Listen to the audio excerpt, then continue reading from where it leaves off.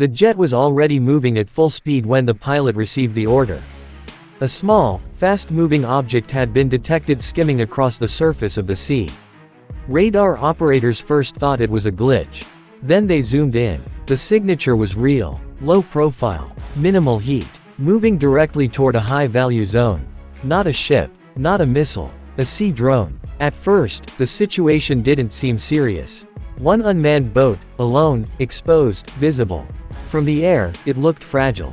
From a fighter jet traveling hundreds of kilometers per hour, it looked helpless. That assumption would become a mistake.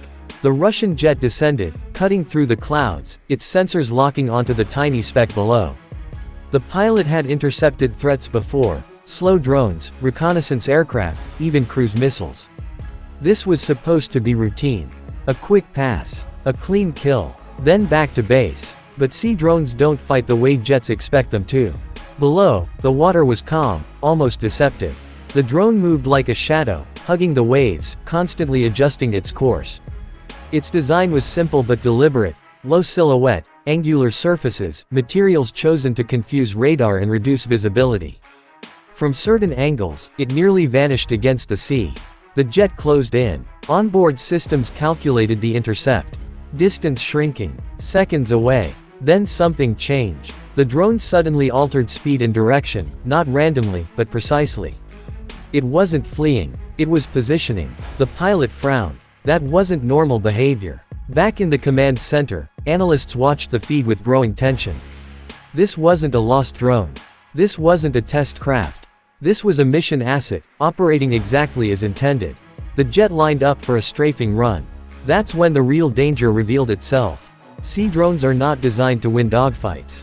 They don't need to. Their strength is asymmetry. They force expensive platforms to come down low, slow, and close, into an environment where the rules change. As the jet descended, its altitude dropped below the comfortable safety margin. Sea spray interfered with sensors. Radar clutter increased. The drone disappeared and reappeared between waves. The pilot committed. A burst of fire streaked toward the water. The drone survived the first pass. That alone was unexpected. Then the jet's warning systems lit up. Not from the drone itself, but from the consequences of the maneuver. Flying low over water at high speed is unforgiving. One miscalculation, one sudden movement, and recovery becomes impossible. The drone accelerated again, straight toward a restricted maritime zone. Now it was clear. The jet wasn't hunting anymore. It was being used. Sea drones don't need to destroy jets. They only need to force them to react. Every second the jet spent chasing the drone was a second it wasn't protecting ships, ports, or other aircraft. Every low-altitude maneuver increased risk, not from enemy fire, but from physics. The pilot pulled up, breaking off briefly. Command urged caution, but letting the drone escape wasn't an option.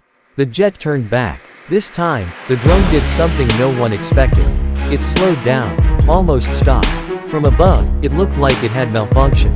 That was the second mistake. Slowing forced the jet to reduce speed again, keeping it low, keeping it close. The engagement zone tightened. Reaction time dropped. In modern warfare, traps don't always explode. Sometimes they exhaust. Sometimes they distract. Sometimes they pull superior forces exactly where they don't want to be.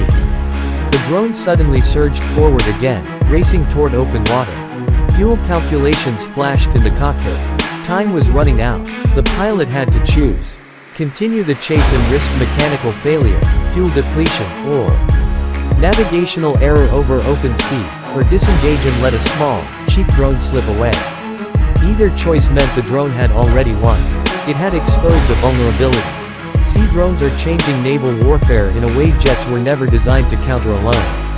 They are cheap, expendable, and persistent. Jets are fast, powerful, but costly and limited by endurance. Forcing a jet to hunt a sea drone is like forcing a sniper to chase a mosquito. Every movement costs more than the target itself. Eventually, the jet broke off. The drone continued its course. It didn't need to hit anything that day. Its mission was already complete. Data had been gathered. Response times measured. Tactics revealed. The reaction was recorded, analyzed, and shared. Somewhere, engineers adjusted future designs. Somewhere else, planners rewrote engagement rules. And pilots took note. The The lesson was clear. Modern warfare is no longer about the biggest weapon or the fastest aircraft. It's about forcing the enemy into situations where their advantages become liabilities. A fighter jet hunting a sea drone seems logical, until you realize that the hunt itself is the trap. And that's why chasing that drone is a big mistake.